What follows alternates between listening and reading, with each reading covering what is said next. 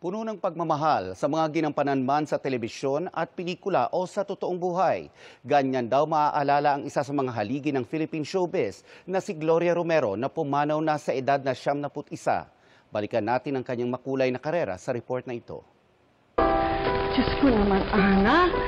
Palaban with a soft heart na si Doña Ana ng Kapuso series na Munting Heredera. Ano ba nangyayari sa'yo, Maria? Bakit ka ba naduduwal? Kang ganyan, di ba kasi sabi ko lang sa'yo, kaya natin tapatan yun. Maalagang si Lola Goreng sa daig kayo ng lola ko. Meron akong pakiusap sa inyo, ha? Pag-ingatan niyo parati. Mag-ingat kayo, okay? Opo, Lola. Piliyang si Lola Madge ng Meant to Be. Alam ko kung anong ibig sabihin doon. Momo, make out lang. Or, momox. Momox na? Ano po yun? Hindi mo alam? Make out extreme. At maalalahanin si Lola Anisha mula sa Kambal, Karibal.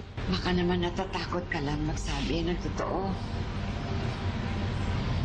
Pwede mo akong pagkatiwalaan. Gusto lang kitang tulungan. Sa kanyang mahigit 7 dekadang karera, ipinamalas ng veteranang aktres ang di matatawarang pagmamahal sa sining. Ang determinasyon niyang mangarap I'm going to be in the movies. I'm going to be a movie star.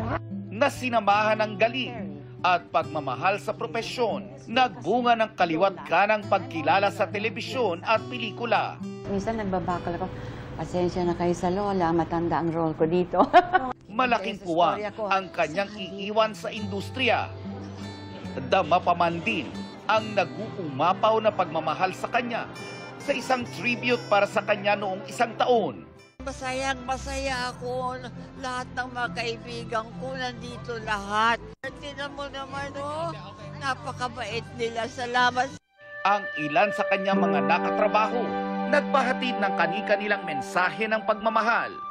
Just be loving, be forgiving. Huwag masyadong mayaman.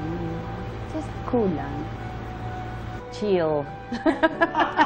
Nawala man ang isa sa mga haligi ng Philippine showbiz, mananatiling buhay na pamana ang alaala at sining ng nag-iisang Gloria Romero.